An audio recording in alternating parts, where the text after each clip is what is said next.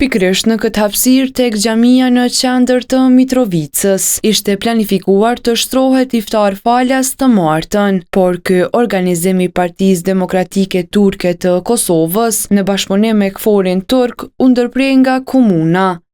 Kjo organizim sipas organizatorëve u pengua me arsyetimin e një mungese të dokumentacionit. Nga komuna e Mitrovicës tregojnë se arsyet e anulimit lidhen me mosplotësimin e procedurave.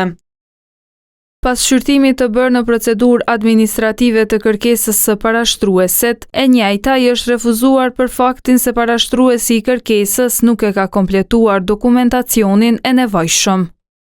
Gjithashtu një ndër arsyet që është anuluar ky organizim lidhet edhe me mospërshtatjen e lokacionit. Iftari ngjajshëm është organizuar edhe në Prizren dhe planifikohet edhe në komuna tjera.